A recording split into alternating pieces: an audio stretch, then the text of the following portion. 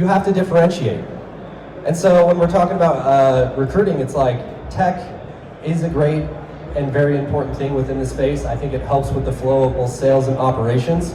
But when it comes to differentiation, these people that you're sitting down with, when they're sitting down with competitors and what they've seen outside of the industry, everybody is working on tech, right? Number two, compensation. We're all working with the same stack.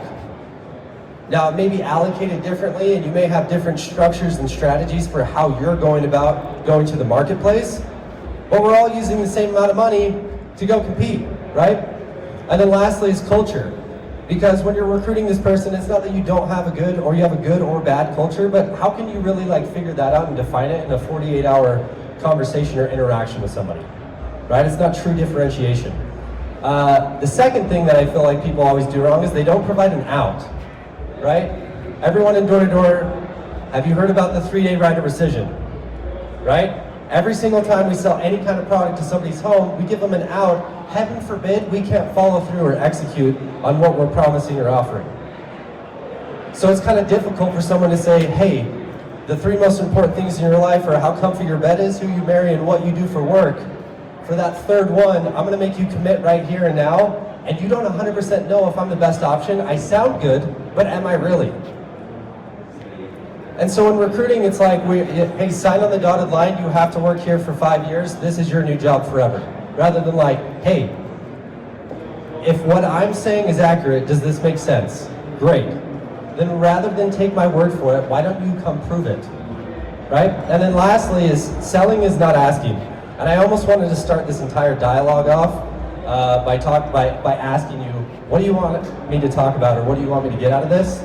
Because most of the time, we just immediately go into, hey, here's all the features of our company, and here's the potential benefits for you, and we don't actually have a tailored approach to every single individual that's coming into our program, because we think we know what they want when they all want something different. Everybody's unique, everybody's at your company for a completely different reason than you actually realize, and so when you're trying to sell on, oh, well, this is what I want out of a company, they may not be coming to your company for that reason, right? One of you in here are an entrepreneur or an intrapreneur, because this is a very open industry. And what I mean by that is, if you're working at a company, you have so much autonomy that you're essentially a business within a business. You are an intrapreneur. Or you are sitting here and you're an entrepreneur and you have complete autonomy of what you're doing and the business, right? But either way, you have complete control of what you're doing. And so why this is important is, when I talk about why do we exist and having a holy cause, what entrepreneurship, intrapreneurship, and leadership is, so recruiting someone, is an artistic expression of a problem or frustration that you had prior. Let me repeat that, because you should write that down. Entrepreneurship, leadership, intrapreneurship is an artistic expression of a prior frustration or problem that you have.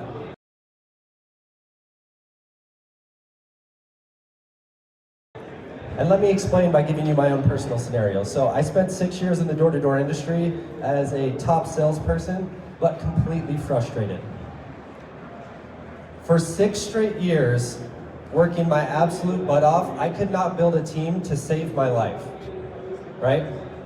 And you know, I can obviously extreme ownership, I can place the blame on myself, and there's a million different reasons of why I wasn't qualified or the right or capable person, but I didn't actually have a holy cause. So by this 6th year, when I went to start this company called Atlantic Key Energy out in Florida, I was so frustrated and heartbroken at the situation that it finally created the change and the fire in me necessary to be able to actually create a shift and start creating influence. So what happened was I'd spent 6 years in this industry, and I saw all these phenomenal people getting up and speaking and at Door-to-Door Con, or I worked at Vivint, so I had all kinds of great and phenomenal leaders. And I'm like, you're awesome, but you're no better than me.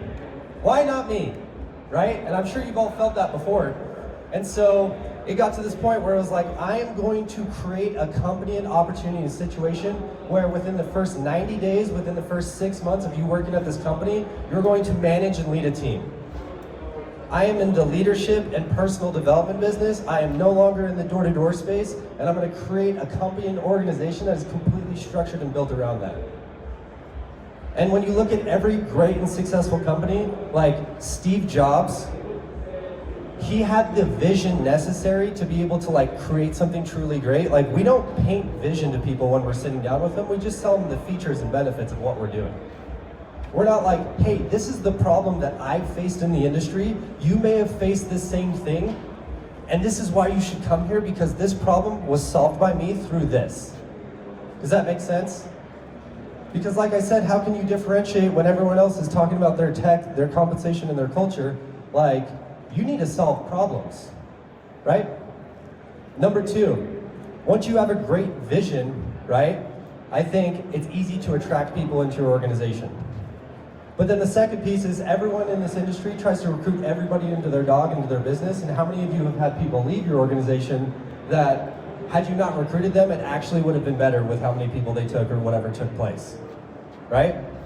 So when it comes to how do we behave, what are the values of the people that you're looking for? Because I'm wanting to actually filter, once I create something that's really sexy, that it's like, this is my holy cause, this is my vision for why I'm doing what I'm doing. The second piece is, well, I want to make sure to keep that vision alive, that I'm only going to bring in the people that are perfectly aligned with this. So I'll give you our 3 core principles that we had at AKE. It was a servant's heart, driven, and a whatever it takes attitude, right?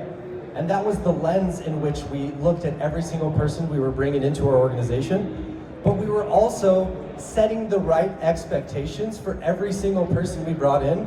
So it wasn't just about recruiting them, it was also about keeping them. Because it's just like sales with a customer, right? If you don't know what to expect, or you have expectations that are incorrect, you're gonna be upset no matter how good of a job you do. So we had this defined definition right up front that we were gonna say, hey, you have to have a servant's heart. I'm here to develop leaders and create a difference in this industry. If you're not here to do that, and you don't have a servant's heart in these people that I'm handing and recruiting to you, you're not gonna give everything to and not focus on the money, then you can't be here. If you don't have a whatever it takes mentality, if you're not willing to knock with this rep day after day after day, even if he's not getting it, because sales is just a learned skill, in order to make sure this person sticks within our business, then you shouldn't be here, right? And what was interesting is the more that I pulled back and the more I was like, this is what I'm doing, and if you don't want to follow these principles within what we're doing, then you shouldn't be here. Guess what happened? Then everyone started coming because they're like, this guy knows exactly where he's going, this guy knows exactly what he expects, and I know exactly what he expects, so I know I can succeed here, right? And then lastly is how we will succeed is like creating true key competitive advantages. Most of the time, people don't realize that what they're doing isn't actually a competitive advantage. So going back to the tech and the compensation and culture and like what we were talking about, those are all what I call pay to play. If you don't have good tech, compensation, and culture, can you even compete in this industry with how big it's gotten? No, so then is that a competitive advantage? No. So let me give you a competitive advantage that we operated in. So this is back in 2017. So obviously California is absolutely freaking popping when it comes to solar. And we were out in California and we were having a ton of success. And we started blitzing to a few different markets. And at the time, Florida was this like non-existent, terrible market that almost every company had pulled out of, right? Vivint was non-existent there and had about a team or two. Sunrun was there, but once again, they were in only larger markets. So what we decided to do is, well, this market really sucks, but we found a niche where we could have our products, because it was not TPO at the time, it was completely loan. We're gonna add all these additional services and products to the customer to add a lot more value through energy efficiency products. Doing HVAC, hybrid hot water heaters, attic insulation, like all these like high-end services that people needed anyway, added into the loans, right? To create a true competitive advantage. Nobody wanted to do all that extra work. Nobody wanted to work in Florida, so I had a true key competitive advantage. Hey man, when you're coming to work at our company, nobody's here, it's a completely open space. We're adding all these additional products that no one was wanting to do because they were making so much money on the solar, but we didn't do it, you know, to make all this money off an AC unit or whatever. We did it to create a competitive advantage. And I'm not saying you should constantly be looking at your competitors and saying like, man, we should be doing this and trying to copy them. I'm saying you should know what your competition is doing, and you should have a clear vision of a problem you're trying to solve, so that you can actually create a key competitive advantage of something that your people have tangibly better, something real, right? Does that all make sense, right? They want leads and they want progression. And every single time I've ever had somebody come through my door, one of those three was missing. You have to have all three. And all I had to do was ask, what are you frustrated by right now? What are you missing? Was this guy named Gary Bordeaux, and my wife has taken overrides on this young man for the entire time that he worked for us, because she said she's the reason that I recruited him. It's actually true. She spilled syrup all over our car while she was coming back from the store. And so I had to go to this car wash to have him detail the car because it was absolutely a mess. And I meet this guy named Gary, right? Online marketing, right? Indeed. We don't recognize that there's plenty of people that have no connection or network or have never heard of door-to-door con, and they're just waiting for an opportunity from you. And they just haven't heard about it. Or maybe they're from an area or don't have the personal network that they've ever even thought about doing it. And it's like, you've got to be reaching out and finding those people even through the internet, right? And obviously you have recruiting services. Sam's got a phenomenal recruiting service. I've seen his structure and how he's built it out over time. Sam's actually personally recruited a lot of people for me and has a great network and service. You should definitely connect with those guys. But when it comes to recruiting, it's like you have got to have your hands in every single one of these cookie jars, because you don't know where this person's going to come from. And you can't rely on just like one source or system. Not that you won't have a main source that you get the majority of your people from, but to truly spend all your time, if you think about it, people ask me this all the time. They're like, man, I feel like I've been really trying to recruit and I'm just not having the success that I want. And I'm like, great, well, what are you doing every day to recruit? And they're like, well, I text people from like 10 to 11 and then I go to work selling whatever product I'm selling. And I'm like, well, dude, if you have these 6 things that you could be doing, could you not spend your entire day doing this? If you think about it, it's like if I allocate an hour and a half of my time, what like really created the difference when I went from just a random guy to managing a team to running $1 billion company, the difference is what I was doing during the day and where I was spending my time. It is the exact same as sales. Who you are, what you're doing, and why you were there, and then tying them down to an opportunity or a potential situation to interact with your company. Hey, what's up, man? I'm Judd. What are you doing for work right now? That's pretty cool. What I'm doing is X. We've had a ton of success doing it, and it's great for my friends, for my family, and for the culture that I've been able to build while working at this company. We're already out here in this area. You should come to one of our meetings and see what it would be, what it looks like. That's all it's got to be. It doesn't have to be some like crazy weird interaction of like, dude, you're gonna make so much money, bro, and it's super cool. Trust me, 90% of what anyone's doing in their job right now, they hate. This is the coolest thing ever, otherwise I'd be doing something else. Like, this is the best industry place to grow as a person, make money. It is the 100% best opportunity without any type of degree or previous information or like background necessary. It is the absolute best. And if you truly know that, it doesn't have to be some crazy weird interaction. Before I'm ever, and a lot of this is like ancillary before we even get into recruiting, right? Before I'm deep into recruiting, well, I've got to create the right system to recruit people into, right? And so that's why I kind of want to talk about it. So creating the appropriate leadership structure, right? A lot of times we'll recruit guys and it's like, all right, go work for this guy. And it's like, well, what's our system to actually bring this person in the fold? Do we have like a buddy team or like a fire team system of like, who am I going to attach this person to like create a friend to tie them here, right? What's the leadership or organization structure? So within the solar industry, and this applies everywhere, but we had a setter-closer model. So every single team, we created the exact same structure because the military has been phenomenal at this. They did a ton of studies and you can only manage about 4 people effectively before it gets really diluted, right? So what we did is we had a team structure of you had a manager, 3 closers, and 9 setters. And those 9 setters were all managed by one of those closers, and each closer was assigned to 3 setters, right? And then that manager managed those 3 closers. So we had a very defined structure that every single time someone came into my organization, I knew exactly who you're going to plug into, who you're going to work with, and who's responsible for that person's success. And that's where, when it came down to accountability for the correct habits, lifestyle, and obviously their success within the company, it wasn't the person we recruited's responsibility to have success, it was ours. You think about that. Someone that comes into your organization, it is not on them. Extreme ownership, it's on you to have the right system, because sales is not a learned skill.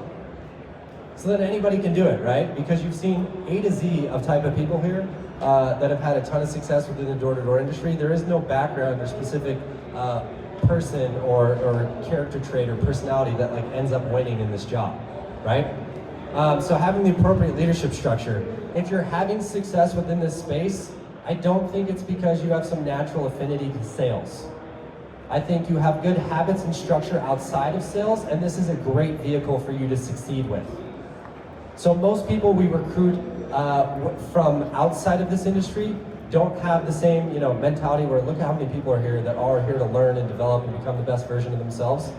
No other type of job does that.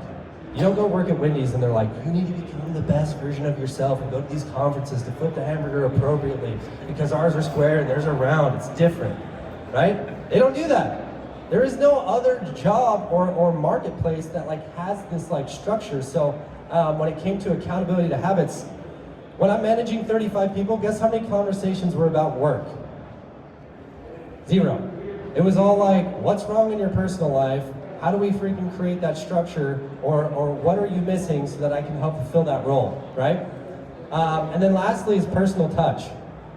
I'm not saying that you shouldn't focus on money and be monetarily oriented, because I don't see a lot of people crying in Lambos, and these are fancy, nice boots that I really like wearing. They're very comfy, right? Money is good, but people can feel your authentic or genuine nature and how you're actually operating from a recruiting standpoint. If you truly want the best for this person, they can tell, right? If you view this person as a number and I'm trying to get to X amount of reps and accounts, one of my biggest problems that I think I faced when I was early starting in my career is every time I'd goal set how much money I wanted to make that year, how many reps I needed to manage in order to make that amount of money, divided by whatever the override was I was making on whatever product I was selling. It was the dumbest thing ever, because then I created mathematical equations of people. And they're not coming to work for you just to make you money. They're coming to work with you, not for you, to change their life, right? And so when it comes to a personal touch, even having a large body or number of people, most of my time and effort and focus was spent on keeping the personal connection and relationship with as many people as I could.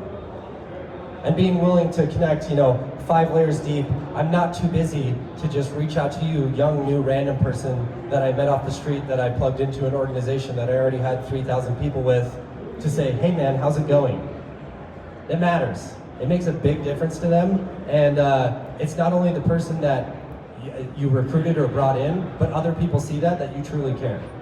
And so I think you really do have to have a personal touch, and at least from like the recruiting and the more HR side of things, it's like how you operate really does matter, right? It's, there is the smart side of business, but the healthy side of business and like the personal feelings and sentiment, especially within door-to-door, which is a very human capitalized business, is the most important. As a recruiter, you are influencing someone to come do something, and as a leader, you are influencing them on a daily basis to continue operating there, right? But recruiting is leading. You just haven't led them yet, right? The role and responsibility of a leader is to compensate for the weaknesses of those following, whatever those may be, sales or otherwise. So you've already started on your journey. The very first step in making sure that you succeed in this job is, in order to truly compete, you have to be the best version of yourself in every category, within work and outside of it. Because honestly, ask yourself, like, if I am not the very best, if I'm not 10% better than the people following me, should I really ask them to follow? Think about that. Like, would you want to follow someone that you just wake up every day and you're like, I know, I'm better than you? No. So what it did is it created this super competitive nature within myself that it's like, I'm competing against every single person working and operating with me. Not in a negative context that it's them versus me, but it's more of like, I owe you, if you're gonna follow me, to be the best version of myself in every category, personally, spiritually, intellectually, social, emotionally, physically, whatever it was. Because I don't know what specific thing, going back to like my role and responsibility is to compensate for the weakness. I don't know what gaps I have to fill. So sometimes even when it comes to like recruiting meetings, guess what? The recruiting meeting wasn't even about the company. They had just lost their mom or whatever the situation was, because I was asking the right questions, and they're like, dude, I just have this huge gaping hole in my life because I'm missing these family members or this person or this mentorship role. How many people, you know, Sam talked about it at the VIP dinner last night. It's like, how many people didn't have the opportunity you had? Growing up with great mentors, or someone that you found in business, or, you know, parents that were amazing and phenomenal people. There's so many people out there that are missing the opportunities that you had, and you owe them to fill those gaps and those holes because someone did it for you, which is why the reason why you're sitting here right now, right? So I take recruiting super seriously. Is it's like, hey, I'm about to lead this person. I am creating influence with this person. Like, I owe you. If you're gonna come work with me, I owe you because you took the leap of faith. You're putting all your time and effort into this. Like I talked about, the third biggest thing, what you do for work, you're betting on me, I owe you. Here, the biggest thing I told myself, here's what was crazy. I just exited a company where I managed 3,500 people. For the first 7 years of my door-to-door career, I just told myself I wasn't a recruiter. How freaking insane is that? That was like my inner, dialogue to myself. It's like, I'm just not a recruiter. I was a bad kid in high school. My personal network does not want to follow the kid with half black, half green hair wearing an affliction shirt, right? It's like, I don't want it. No one wants to follow that guy. I'm not a recruiter. I can't do this, right? And what happened was when I started going through those 6 different systems of like where I was finding those people, and I just got enough repetition, it's just like the doors.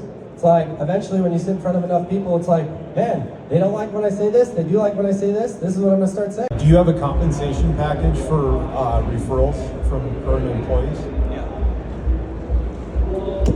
So, yes, right? Because going back to vision, right, is like my vision was to develop leaders and to create growth. So everything in my company and everything in my structure was all system and built towards that. So that goes back to the recruiting thing of like, well, if you want to be a great and phenomenal recruiter, is your system actually built for recruiting? Oh, well, like, I don't know what the problem is. It's just like we're having struggles building revenue, and it's like, okay, well, what are you doing to incentivize your employees to actually like help you build this organization? Well, we don't offer overrides until they get into a leadership position, and in order to get into a leadership position, they have to recruit 12 people.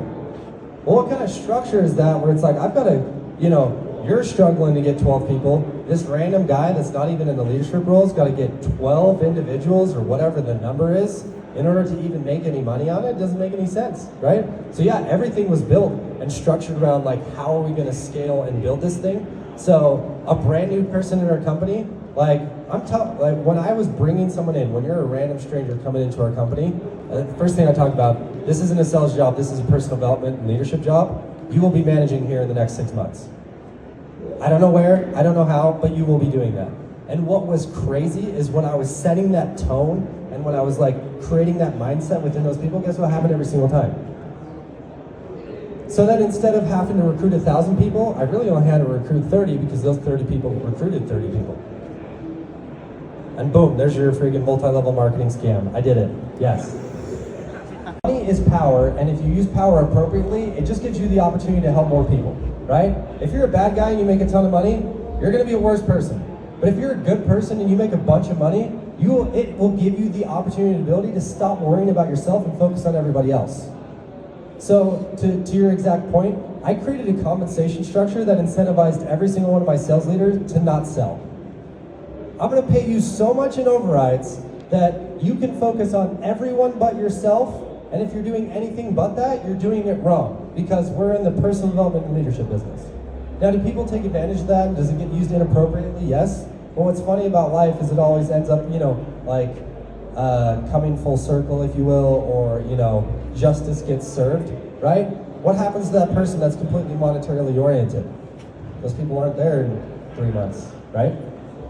Any other questions? Perfect, I own a pest control company too. So, when it comes to like creating systems within recruiting, it's like, I always we hang with like people. Usually you're the average of the 5 people you hang around the most, right? So what happens is when you get kind of to become an older dog like me, I'm not really hanging around like young 20-year-old guys that are like the people that we're looking for to go create our organization, right? It's like, I'm this freaking old dad with like freaking kids, and they're like, you're in bed by 9, right? I'm lame.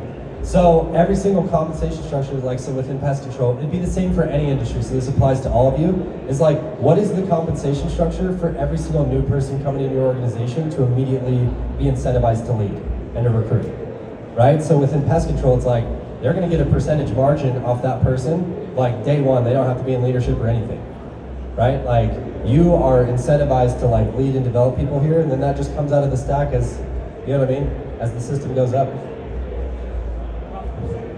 It really comes down to like, how aggressive do you guys want to be? You know what I mean? But I don't think it has to be the world. I don't think you have to, give somebody $1 million to bring a guy into your organization. But it's like, should they be incentivized, and should that be a system, and should that be a thought in their mind of like, no, like, you're gonna lead here, and we're gonna pay you to do it day one.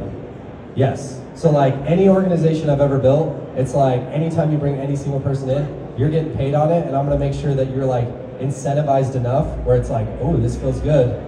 I want to keep going, and I want to get to that next level. So every single week I'm writing out, what are my top priorities? What am I doing Monday through Saturday?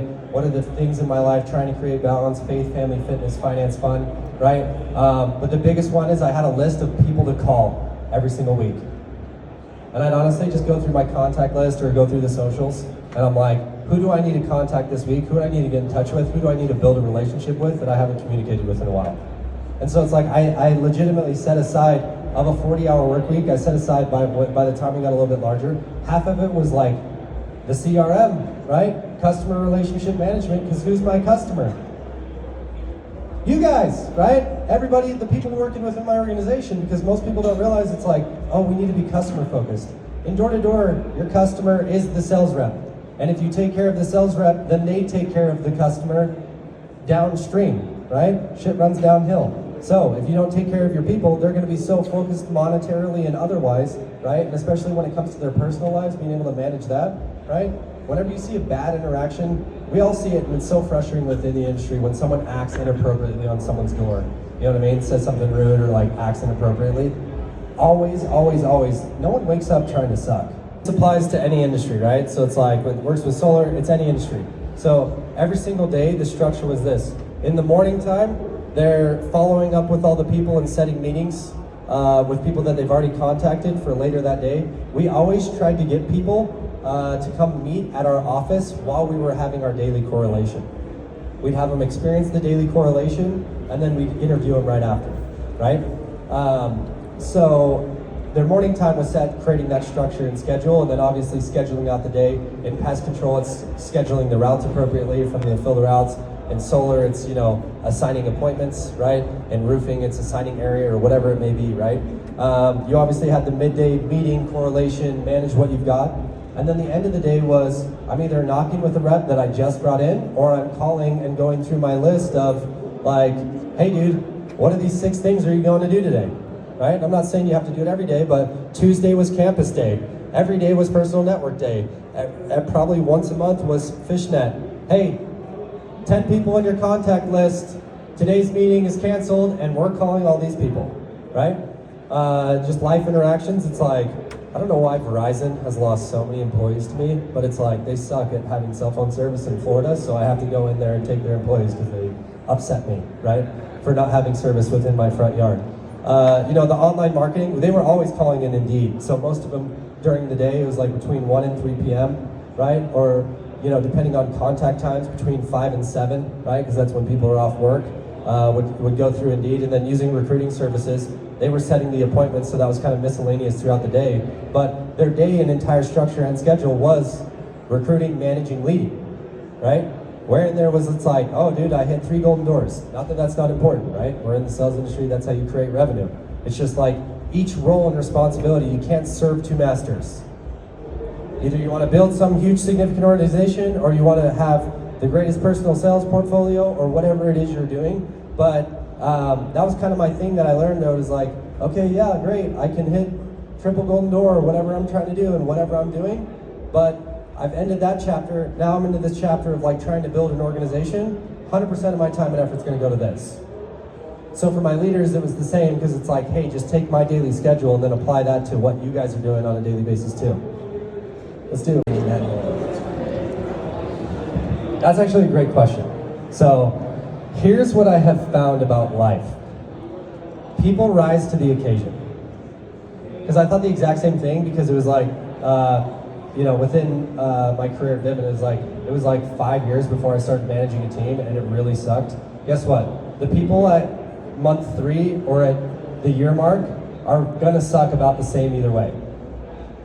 So then why wait, right? There's inevitably just these obstacles. You're going to fail, just fail forward and get the failure out of the way in the beginning rather than waiting and creating some big, obstacle out of it, right? That was what if you want to know what I took away from spending 6 years doing the same thing, frustrated with my situation, is that it's like, the problem was me. Let's call it what it is. It wasn't Vivint, it wasn't any of my leadership. The problem was me because I created this dialogue in my mind of like, oh, to be a leader, you have to do all these things and you have to create all this structure. And I'm like, I need more personal sales and all this stuff. Some of the greatest people and like leaders I've ever met sucked at sales. And you just didn't know it because they were so old that they were not selling way before you were even born, right? But it's true. People have risen to the occasion. There's been some people that I'm like, man, I cannot believe like you've got 12 people convinced to come work with you, right? But then 6 months later, it's like they have a cult following and have just created the right system and structure because when it comes back to recruiting, who do we recruit? People like us, right? And so a lot of times it's like when you've got all these like quirky little like, man, that's weird, I wouldn't follow that. Well, dude, that person that's following them probably wouldn't follow you, right? And so that's what's great about like giving these people leadership opportunities is you're like opening up the net for all of these unique and different people to come into your organization. Let's do like one more question, then we'll get out. So this is a great question, and I'm freaking out. That was a great question. The answer is it's always people game. It's always like it is about people. Yeah. Are you a follower when you have no people? Are you a leader when you have no people, no followers? No, you're just a guy walking by himself. So it is always 100% about people. That being said, it's always a numbers game, right? It's like, it's very people oriented. I'm very focused on all the people and effort that I'm making right now, on these people, and I've got to still spend time and like allocate time appropriately for them. But I'm also creating the right structure where it's like, when I don't have as much time for the 4th or 5th layer deep, I'm adding a lot of value to this person, who's adding value to this person, who's adding value to this person. You know what I mean? Like, it's creating the leadership structure so like what I'm able to give gets passed down. But like people game, this is what my wife hated about it, and this was kind of why I had to take a sabbatical. When there's 3,500 people that all have your cell phone, I'm gonna answer. Like, you have to. And that's my personal, leadership is a service. Like, I just feel like people don't operate in that mentality and mindset of like, you owe this person for betting on you, right? So then it's always personal, right? But in the numbers game, there is an end goal and you're like trying to build your company to X amount of revenue to go sell because it's for the benefit of everyone, right? And so it's like you've got to create that appropriate structure in place to be able to get out of the weeds in the daily operation to go do the highest value add activity, right? So hopefully that answered your question, but